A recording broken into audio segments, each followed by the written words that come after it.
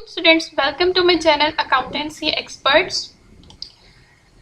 हमारे आज के लेक्चर में हम लोग डिस्कस करेंगे that what is advanced accounting. Advanced accounting है क्या? स्टूडेंट्स, आप लोगों ने ICom part 1 and ICom part 2 के अंदर इवन कि आप लोगों ने थर्ड ईयर में भी अकाउंटिंग पढ़ी होगी, लेकिन जो अकाउंटिंग आपने 3 साल मुसलसल पढ़ी है वो अकाउंटिंग थी हमारी फाइनेंशियल अकाउंटिंग। लेकिन जो आपने बीकॉम पार्ट 2 के अंदर अकाउंट्स पढ़नी है वो अकाउंट्स आपकी है एडवांस्ड अकाउंटिंग। फाइनेंशियल अकाउंटिंग आपने पढ़ी, आपको पता होगा फाइनेंशियल अकाउंटिंग क्या थी। Financial accounting was the art of recording business transaction. Simple definition है, financial accounting is art of recording business transactions. लेकिन एडवांस्ड अकाउंटिंग क्या है? आज हम लोग आज के लेक्चर में डिस्कस करने वाले हैं कि that what is advanced accounting. आप लोगों ने थर्ड ईयर में I2B की बुक में पढ़ा होगा कि 3 टाइप्स हैं बिजनेसेस की। पहली टाइप है सोल ट्रेडरशिप, दूसरी partnership and third joint stock companies, जिसको हम लोग कॉर्पोरेशन भी कहते हैं। सोल ट्रेडरशिप के मुतालिक आप लोगों ने पढ़ा हुआ था कि ये ऐसा कारोबार है, ये ऐसा कारोबार है जिसमें एक ही बंदा कारोबार का मालिक भी होता है, उसको चलाने वाला भी होता है, उसका डिस्ट्रीब्यूटर भी होता है। सारे कारोबार की सारी एक्टिविटीज़ कारोबार की एक ही बंदा परफॉर्म करता है। उस कारोबार को हम लोग कहते हैं that is a sole tradership business. Partnership क्या होता है? जब 2 या 2 से ज़्यादा बंदे मिलकर कारोबार करें तो उसे हम लोग कहते हैं partnership business. Joint stock companies क्या होता है? जॉइंट स्टॉक कंपनीज एक कंपनी होती है जिसकी एक सेपरेट लीगल एंटिटी होती है कंपनी की। सो जॉइंट स्टॉक कंपनीज में क्या होता है, जो कंपनी का ओनर होता है एक बंदा होता है जो कंपनी को फॉर्म करता है, जो कंपनी को बनाता है। वो बंदा क्या करता है, वो शख्स क्या करता है, वो अपना सरमाया सारा इन्वेस्ट नहीं करता। सोल ट्रेडरशिप में भी बंदा जो ऑनर ऑफ द बिजनेस है, जो रनर ऑफ द बिजनेस है, जो बिजनेस को चलाने वाला है, सरमाया उसने ही लगाना है बिजनेस में, और जो प्रॉफिट मिलेगा उस पर वो भी सारा वो खुद ही लेगा। और हाँ, सोल ट्रेडरशिप बिजनेस के अंदर जो सोल ट्रेडरशिप की लायबिलिटी है वो होती है अनलिमिटेड होती है। ठीक है, तो सोल ट्रेडरशिप के अंदर जो ऑनर की यानी जो बिजनेस का रनर होता है, जो बिजनेस चलाने वाला होता है, उसकी जो लायबिलिटी है वो अनलिमिटेड होती है। अकेला ही वो सारे बिजनेस में जितना भी नुकसान होगा उसने अकेले ने नुकसान सारा बेयर करना है, सारा लॉस वो शख्स खुद बेयर करेगा। पार्टनरशिप के अंदर भी सेम केस है। पार्टनरशिप में भी जो लायबिलिटी होती है बिजनेस की वो अनलिमिटेड है। यहाँ पर भी अगर 2 बंदों ने पार्टनरशिप की है तो उन दोनों को अपना सारा नुकसान बेयर करना पड़ेगा, जितना भी। खुदा ना खास्ता अगर पूरा ही कारोबार डूब गया किसी वजह से, पूरा ही उसका कारोबार ख़त्म हो गया, जितना नुकसान होगा वो दोनों पार्टनर्स मिल के उसको पूरा करेंगे। इवन ये नुकसान जो होता है सोल ट्रेडरशिप में या पार्टनरशिप बिजनेस में, उसको पूरा करने के लिए इवन के लोगों की अपनी ज़ाती जायदादें, घर, गाड़ियाँ, हर चीज़ तक बिक जाती है। लेकिन जो हमारी जॉइंट स्टॉक कंपनीज है, जिसको हम कॉर्पोरेशन कहते हैं, उस बिजनेस के अंदर लायबिलिटी लिमिटेड होती है। अब लायबिलिटी लिमिटेड क्यों होती है? लायबिलिटी उस बिजनेस में इसलिए लिमिटेड होती है कि जॉइंट स्टॉक कंपनीज का जो ऑनर है वो सारा पैसा खुद इन्वेस्ट नहीं करता, सारा पैसा वो खुद अपना ही नहीं लगाता। ज़हन में सवाल आता है, अपना क्यों नहीं लगाता, कैसे वो अपना नहीं लगाता? सोल ट्रेडरशिप में यार अपना पैसा, पार्टनरशिप में अपना लगाना है। जॉइंट स्टॉक कंपनीज वाले कैसे फ़ायदा उठा रहे हैं, वो कैसे अपना पैसा नहीं लगा? तो जॉइंट स्टॉक कंपनीज वाले क्या करते हैं, वो लोग अपने शेयर्स बनाते हैं, पब्लिक में शेयर्स डिस्ट्रीब्यूट करते हैं, डायरेक्टर्स में शेयर डिस्ट्रीब्यूट करते हैं, प्रोमोटर्स को शेयर दे रहे हैं, उधर से वो वेंडर्स को शेयर दे रहे हैं, उसके बाद अंडर राइटर्स को शेयर दे रहे हैं। उस शेयर देते हैं, वो एक कागज़ का टुकड़ा पकड़ाते हैं, उसके अगेंस्ट उनसे मनी ले लेते हैं कि यार इतने का ये शेयर है। फर्ज करें शेयर 100 रुपये का है, जितने शख्स खरीदेंगे तो 100 रुपया कंपनी के पास कैपिटल इकट्ठा होता जाएगा और शेयर्स कंपनी अपने इशू करती जाएगी। अक्लमंद शख्स भी वही है जो किसी के पैसों से कारोबार करे। लिमिटेड कैसे है लायबिलिटी, यहाँ पे इस चीज़ को भी समझ लेते हैं। देखिए, अब यहाँ पे मालिक तो अपना सारा पैसा इन्वेस्ट नहीं कर रहा ना जॉइंट स्टॉक कंपनीज में, वो तो शेयर इशू कर रहा है, पब्लिक को, डायरेक्टर्स को करता है, अंडरराइटर्स को करे, प्रोमोटर्स को, वट एवर जिसको भी वो शेयर्स इशू कर रहा है, उसका कैपिटल कलेक्ट ही उन शेयर से हो रहा है। तो अगर नुकसान होता है जॉइंट स्टॉक कंपनीज वालों को, कंपनी का जो ओनर है, अगर बिजनेस में नुकसान होता है तो हर उस शख्स की लायबिलिटी हर शख्स में डिस्ट्रीब्यूट होना है नुकसान। लेकिन डिस्ट्रीब्यूट कितना होना है, उस शेयर की पार वैल्यू जो है ना फ़र्ज़ करें एक शेयर की पार वैल्यू थी 100 रुपये, तो इसका नुकसान कितना होगा? सिर्फ 100 रुपये का। इसीलिए यहाँ पे लायबिलिटी लिमिटेड होती है। In joint stock companies the liability of a person is limited to the share he holds. ठीक हो गया।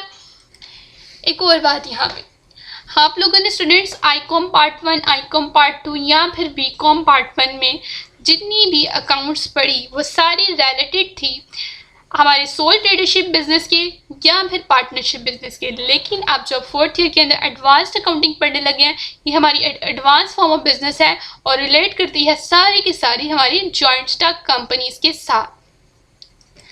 अब एक जॉइंट स्टॉक कंपनी बनती कैसे है? How a joint stock company is formed, how a joint stock company is incorporated. कैसे बनती है एक जॉइंट स्टॉक कंपनी?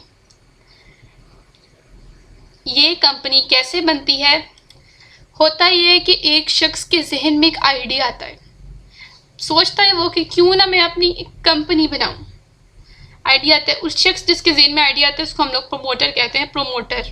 ठीक है, उसके जहन में एक आइडिया है मैं कंपनी बनाऊं। वो क्या करता है, सारी रिलेटेड डॉक्यूमेंट्स वगैरह सारी डॉक्यूमेंट्स अपने इकट्ठी करता है, उनको एक पूरा डॉक्यूमेंट तैयार करता है, सारी इंफॉर्मेशन इकट्ठी करता है, पूरा एक डॉक्यूमेंट तैयार करता है और अपना डॉक्यूमेंट वो भेजता है securities and exchange commission of Pakistan के पास SCCP। जो हमारी securities and exchange commission of Pakistan है, SCCP है, वही परमिशन ग्रांट करता है उस बंदे को, वही अप्रूवल करता है, वही अप्रूवल देता है कि वो कंपनी बनाए या ना बनाए। SCCP ने ही उसको परमिशन ग्रांट करनी है कंपनी बनाने की। हाँ, और ये बात हमेशा स्टूडेंट्स आपने याद रखने कि जो कंपनी का ऑथराइज्ड कैपिटल होता है वो हमेशा SCCP फिक्स करता है, और जो शेयर की पार वैल्यू यानी कि एक शेयर की वैल्यू होती है ना, वो भी SCCP ने ही फिक्स करनी है। अब यहाँ पे आपके जहन में सवाल आता होगा, अब हम जाहिर स्टार्ट से अकाउंटिंग पर एडवांस, तो सवाल एक जहन में आता होगा ना कि ऑथराइज्ड कैपिटल क्या है, व्हाट इज ऑथराइज्ड कैपिटल। तो ये ऑथराइज्ड कैपिटल का वर्ड क्या है, इसका क्या मतलब है? ऑथराइज्ड कैपिटल एक सरमाया होता है, टोटल क्या होता है, ये एक टोटल सरमाया होता है। ये बहुत ह्यूज अमाउंट, एक बहुत बड़ी ह्यूज अमाउंट होती है। वो अमाउंट, जितनी अमाउंट की कंपनी को अथॉरिटी मिल जाती है, परमिशन मिल जाती है कि ये अमाउंट, ये रकम आप लोग कलेक्ट कर सकते हो। बेशक आप जनरल पब्लिक से करो, बेशक डायरेक्टर से करो, बेशक वेंडर से करो, बेशक आप अंडर राइटर से करो, ये अमाउंट आप इतनी अमाउंट कलेक्ट कर सकते हो, इससे ज़्यादा अमाउंट नहीं भैया आपने कलेक्ट करनी। तो वो अमाउंट को हम लोग कहते हैं that is the authorised capital of the company. अब कंपनी को मिल गई अथॉरिटी, बन गई कंपनी, ठीक है।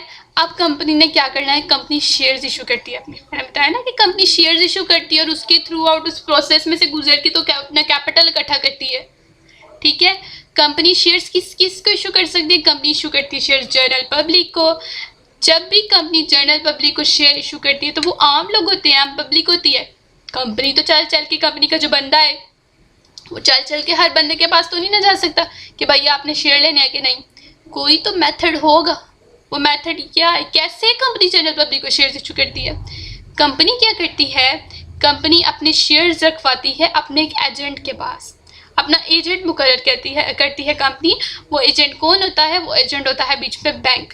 कंपनी बैंक को अपना एजेंट मुकर्रर करती है, उसके पास उसको कहती है कंपनी कि तुमने जो है जनरल पब्लिक उससे एप्लीकेशन वसूल कर ही जाओ, इतने शेयर्स हमने इशू करने हैं। जितनी भी आती हैं एप्लीकेशन जनरल पब्लिक की जानिब से सारी बैंक रिसीव करते हैं। हाँ, एप्लीकेशन जब बैंक ने रिसीव करनी है जनरल पब्लिक से, हमेशा बैंक जनरल पब्लिक से एप्लीकेशन पैसे के साथ रिसीव करेगा, लेकिन शेयर इशू नहीं करेगा।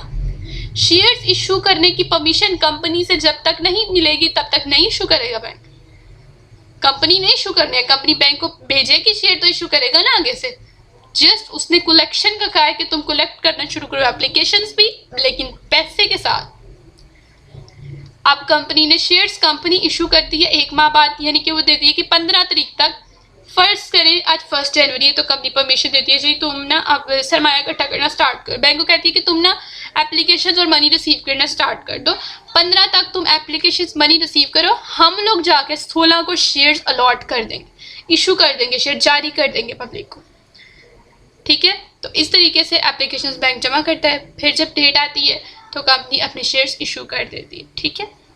प्रोमोटर्स क्योंकि कंपनी के अपने ही बंदे होते हैं और ये कंपनी को कॉन्टीन्यूसली बिजनेस के अंदर रहते हुए ना कुछ सर्विसेज प्रोवाइड कर रहे होते हैं, तो कंपनी प्रमोटर से कभी पैसा वसूल नहीं करती। उनको उनकी वो होती हैं सर्विसेज होती हैं, उसके बदले कंपनी उनको शेयर जारी करती है, पैसा नहीं लेगी कंपनी प्रमोटर। डायरेक्टर्स भी कंपनी के अपने डायरेक्टर्स होते हैं, डायरेक्टर्स का तो आपको पता होगा। ठीक है। तो जो है ना इनको भी कंपनी डायरेक्ट ही शेयर अलॉट कर देती है, पैसा वसूल करती है डायरेक्टर से। वेंडर्स, अब फर्ज करें कंपनी ने मशीनरी खरीद ली है कंपनी ने किसी से, तो कंपनी क्या करती है, कैश फॉर्म में पेमेंट नहीं करती कंपनी क्या करती है, कंपनी उसके बदले मशीनरी खरीदी, मशीनरी के बदले वो अपने शेयर अलॉट कर देती है। ये लो तुम्हें हमारे शेयर रख लो अपने पास, उतने के जितने की मशीनरी की अमाउंट थी उतने उसने शेयर्स अलॉट कर दिए वेंडर्स को। इस तरीके से वेंडर्स को शेयर अलॉट किए जाते हैं। एंड अंडरराइटर्स का दरअसल कनेक्शन होता है जनरल पब्लिक के साथ। इसका एक बहुत लंबा प्रोसीजर है, हम लोग समझते हैं उसको। अंडरराइटर्स कहते हैं बैंक को। अब कंपनी ने कहा था बैंक को कि भाई तुमने ना 20,000 एप्लीकेशन इकट्ठी करनी है, जनरल पब्लिक से 20,000 एप्लीकेशन तुमने इकट्ठी करनी है। अब ना डेट खत्म हो गई, 15 तारीख आ गई, 15 तारीख तक इकट्ठी करने की परमिशन थी, 15 तारीख आ गई, तो क्या वो अंडरराइटर कहते हैं मेरे पास ना 19,000 ही एप्लीकेशन आई हैं, 1000 नहीं आई। तो इन दोनों के बीच में कॉन्ट्रैक्ट होता है कंपनी एंड अंडरराइटर्स के बिटवीन के जो एप्लीकेशंस कम आएंगी वो एप्लीकेशंस अंडरराइटर खुद खरीदेगा, वो शेयर्स अंडरराइटर खुद खरीदेगा। तो जो 1000 शेयर की एप्लीकेशन नहीं ना आई वो शेयर्स कंपनी ने अंडरराइटर्स को इशू कर दे, अंडरराइटर खरीदेगा। इस तरीके से कंपनी अंडरराइटर्स को शेयर अलॉट करती है। And yearly distribute dividend between its share holders, और सालाना डिस्ट्रीब्यूट करती है कंपनी डिविडेंड उन शेयर्स के ऊपर शेयर होल्डर्स को। कंपनी जो है वो बोनस शेयर्स भी इशू कर सकती है, राइट शेयर्स भी और डिबेंचर्स भी। स्टूडेंट्स, मैंने आज के इंट्रो के अंदर आपके तीनों चैप्टर कवर करने की कोशिश की है। आपका चैप्टर नंबर 1 है introduction to joint stock companies, जिसके अंदर आप लोग सिंपल शेयर्स इशू करना सीखेंगे। चैप्टर 2 है आपका bonus shares and right shares का जो इशुएंस का सारा प्रोसेस है वो चैप्टर 2 के अंदर सीखेंगे आप। एंड डिबेंचर्स का आपका चैप्टर 3 है। बोनस शेयर्स क्या है, पूरे साल बाद जब भी कंपनी को प्रॉफिट होता है, पूरे साल बाद आपका सेकंड चैप्टर है bonus share and right share. पूरा साल काम करने के बाद जो कंपनी को प्रॉफिट हुआ, कंपनी ने तो सरमाया इकट्ठा किया था पब्लिक से, डायरेक्टर से, वेंडर से, अंडरराइटर से, so the company has to pay dividend to those persons, to the share holders. Company की तो जिम्मेदारी है कि उसने डिविडेंड भी देना है, शेयर होल्डर्स को डिविडेंड तो देना पड़ेगा। तो कंपनी क्या करती है, कैश फॉर्म में नहीं देती, कंपनी मजीद शेयर्स इशू कर देती है बोनस शेयर्स की सूरत में। इसको हम कहते हैं bonus shares. Right shares company अपनी जो उसका कैपिटल होता है कंपनी का, शेयर कैपिटल जो इशूड कैपिटल होता है उसको रेज करने के लिए कंपनी राइट शेयर्स इशू करती है। और डिबेंचर्स जब हम चैप्टर 3 पढ़ेंगे तो तब समझाऊंगी, अभी कंफ्यूज हो जाएंगे आप लोग, क्योंकि डिबेंचर्स कंपनी इशू करती है, लोन लेती है कंपनी लोगों से, उसके बदले डिबेंचर्स इशू कर देती है, और जो 6 माह बाद या साल बाद इंटरेस्ट पे करती है। आफ्टर ऑल हम लोग इसको देखेंगे। तो स्टूडेंट्स, हमारा आज का इंट्रो हो गया कंप्लीट। अगर आप लोग को अच्छा लगा, समझ आई, तो चैनल को सब्सक्राइब करना ना भूलेगा, बेल आइकन को क्लिक कीजिएगा और मेरी वीडियो को लाइक कीजिएगा। और अपने अपनों में आपकी इर्द गिर्द जो भी स्टूडेंट्स आपके फ्रेंड्स पढ़ते हैं उनके साथ मेरा चैनल शेयर कीजिएगा। And thank you so much. अल्लाह हाफिज़।